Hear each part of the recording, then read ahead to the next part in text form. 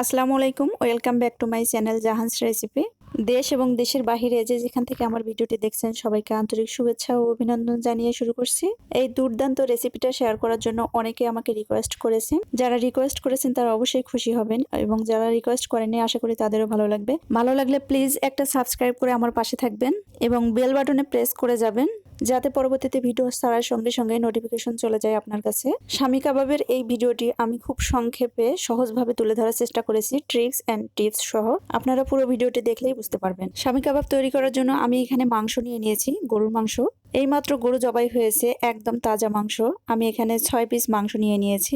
কাবাবের জন্য অবশ্যই সলিড মাংস নিতে হবে, হাড় চর্বি ছাড়া। মাংসগুলো খুব ভালোভাবে পরিষ্কার করে নিয়ে আমি একটি কাটিং বোর্ডে এভাবে কেটে নিচ্ছি। এক আপু আমাকে প্রশ্ন করেছেন কিমা মেশিন ছাড়া মাংস কিমা করে কিভাবে স্বামী কাবাব তৈরি করা যায়, আসলে যায় কিনা? হ্যাঁ আপু, অবশ্যই যায়, আমি আপনাদেরকে দেখিয়ে দিচ্ছি। আমি 5টি মাংস করে নিয়েছি আর লাস্ট একটি আপনাদেরকে খুব ভালোভাবে দেখিয়ে দিচ্ছি। এভাবে মাংসটি নিয়ে প্রথমে ছোট ছোট করে নিতে হবে, তারপর এভাবে দেখতে পাচ্ছেন আমি কিভাবে করে নিচ্ছি। সেম প্রসেস ফলো করে আপনারাও করে নেবেন। যদি মনে হয় একদম পারফেক্ট কিমা হয়নি, সেক্ষেত্রে আমি আর একটু করে নেব।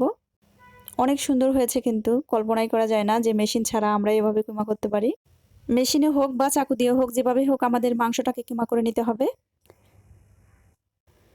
মাংসগুলো ভালোভাবে কিমা করে নিলে হয় কি, সিদ্ধ করে নেওয়ার পর বেশি সময় ধরে কষ্ট করে আর বেটে নিতে হয় না। দেখতেই পাচ্ছেন একদম পারফেক্ট ভাবে আমার মাংস কিমা করা হয়ে গেছে। এর আগে আমি বুটের ডাল 4 ঘন্টা ভিজিয়ে রেখেছিলাম, খুব ভালোভাবে ধুয়ে ছাঁকনিতে তুলে নিয়েছি। এগুলো আমি প্রেসারে ঢেলে দিচ্ছি। আর আমি এখানে 500 গ্রাম ডাল নিয়ে নিয়েছি। অ্যাড করে নিচ্ছি গরুর মাংসের কিমা, দিয়ে দিচ্ছি হাফ চা চামচ আদা বাটা, দিয়ে দিচ্ছি হাফ চা চামচ রসুন বাটা, দিয়ে দিচ্ছি 1 চা চামচ লবণ, দিয়ে দিলাম 2টি সাদা এলাচ এবং 2টি দারচিনি, দিয়ে দিলাম 3টি গোটা শুকনো মরিচ এবং দিয়ে দিলাম 1 চা চামচ সয়াবিন তেল। সবগুলো উপকরণ দিয়ে দেওয়া হলে এ পর্যায়ে আমি পানি অ্যাড করে নিচ্ছি। আমি যেহেতু প্রেসারে সিদ্ধ করে নিচ্ছি তাই পানির পরিমাণটা একটু কম লাগবে। যারা প্রেসারে সিদ্ধ করবেন না, এর ডাবল রিডাবল পরিমাণেও পানি বেশি লাগতে পারে। কিমা হোক, গরুর মাংস তো এবং ডাল যেহেতু, সিদ্ধ করতে তো অবশ্যই একটু পানি বেশি লাগবে, সেদিকে খেয়াল রেখে আপনারা পানি অ্যাড করে নেবেন। আর যদি প্রেসার কুকারে সিদ্ধ করেন সেক্ষেত্রে আমি যে মাপটা দেখিয়ে দিচ্ছি এতটুকু পানি অ্যাড করে নিলেই হবে। সবগুলো উপকরণ একসাথে মিশিয়ে নেওয়ার পর আপনারা দেখতেই পাচ্ছেন আমি কতটুকু পানি অ্যাড করেছি।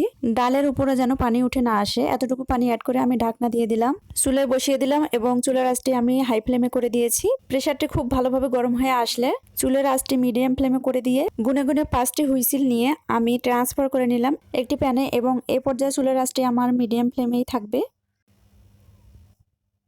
চেষ্টা করবেন এভাবে ঘন ঘন নেড়েচেড়ে দেওয়ার, নইলে নিচে তলানি লেগে যাবে, পুড়ে যাবে। তাই এভাবে ননস্টপ নেড়েচেড়ে মিশ্রণটিতে যতটুকু পানি আছে একদম শুকিয়ে ফেলতে হবে।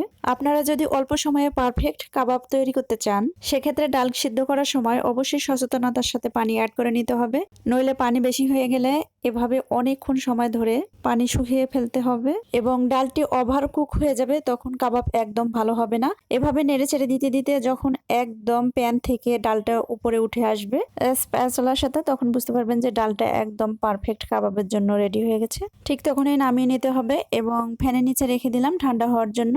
আর এরই মধ্যে আমি কিছু পেঁয়াজ এবং কাঁচামরিচ কুচি করে নেব। আমি 2টি মিডিয়াম সাইজের পেঁয়াজ নিয়ে নিয়েছি।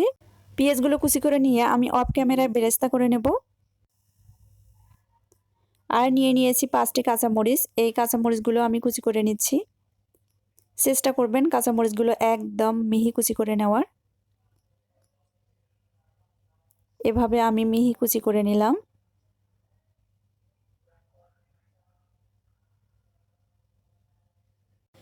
এবং আমি এখানে নিয়ে নিলাম 2টি ধনিয়া গাছ। 2টি গাছের আমি সবকটা পাতায় নিয়ে নিয়েছি। শিকড়টা কেটে একদম ভালোভাবে ধুয়ে এভাবে আমি মিহি কুচি করে নেব। এখানে আমি হাইব্রিড ধনিয়া পাতাটা অ্যাড করে নিচ্ছি।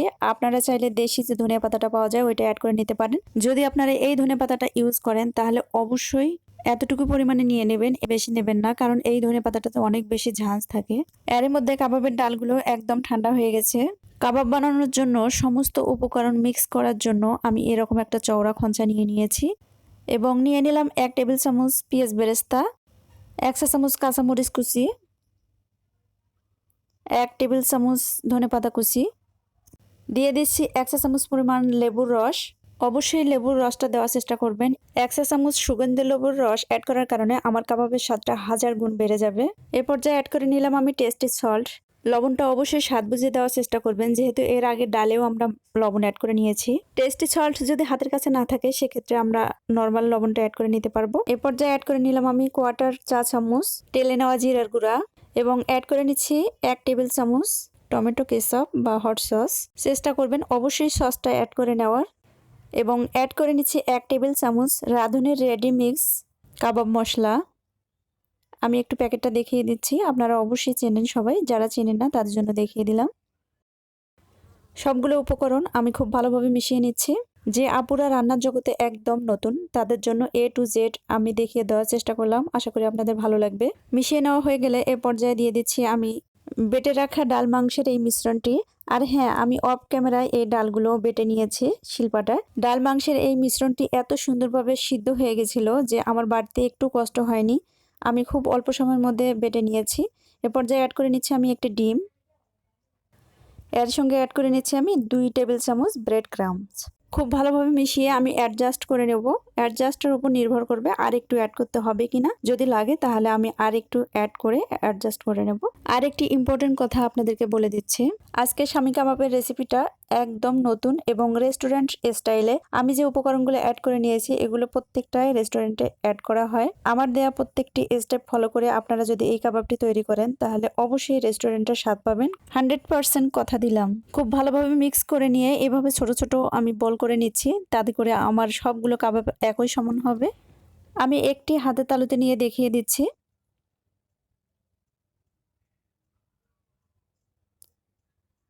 এভাবে ঘুরিয়ে ঘুরিয়ে আমি এভাবে চাপ দিয়ে একটি কাবাব তৈরি করে নিলাম। দেখতেই পাচ্ছেন কত সুন্দর হয়েছে। আমি আরেকটি তৈরি করে আপনাদেরকে দেখিয়ে দিচ্ছি। আরেকটি নিয়ে সেম প্রসেসে এভাবে ঘুরিয়ে ঘুরিয়ে গোল করে নিলাম। তারপর এভাবে হাতের তালুতে নিয়ে চাপ দিয়ে দিলেই আমার একটি কাবাব বানানো একদম কমপ্লিট। সেম প্রসেসে আমি সবগুলোই করে নেব। 250 গ্রাম সলিড মাংস এবং 500 গ্রাম ডাল দিয়ে আমি 30টি কাবাব বানিয়ে নিলাম। কাবাবগুলো আমার একদম বানিয়ে নেওয়া কমপ্লিট হয়ে গেছে। দেখতেই পাচ্ছেন একদম পারফেক্টলি 30টি কাবাব আমার রেডি হয়ে গেছে। এ পর্যায়ে আমি একটি মিডিয়াম সাইজের বাটি নিয়ে নিলাম এবং একটি ডিম নিয়ে নিচ্ছি। ডিমটাকে আমি ভালোভাবে ফেটিয়ে নেব। আমি আইডিয়া করে একটি ডিম নিয়ে নিলাম। আমি সবগুলো কাবাব আজকে ভাজবো না, আমি 14টি কাবাব আজকে ভাজবো আর 16টি স্টোর করব, আপনাদেরকে দেখিয়ে দিচ্ছি। আমি আরেকটি ডিম নিয়ে নিলাম এবং খুব সুন্দরভাবে ওই ডিমটার সঙ্গে একদম ফেটিয়ে নিব। কাবাব ভেজে নেওয়ার জন্য আমরা একদম পারফেক্টলি ডিমটাও রেডি করে নিলাম। কোট করার জন্য নিয়ে নিলাম ব্রেড ক্রাম্বস। রেডি করে রাখা একটা কাবাব নিয়ে আমি ডিমে চুবিয়ে নিলাম এবং দিয়ে দিচ্ছি ব্রেড ক্রামের মধ্যে। ওখানে আমি খুব ভালোভাবে কোট করে নেব। ডান হাত দিয়ে ডিম টাচ করে আবার কোট করে নিলে ব্রেড ক্রাম্বস হাতের সঙ্গে লেগে যাচ্ছে। আমি একটি কাবাব একদম সুন্দরভাবে কোট করে নিলাম।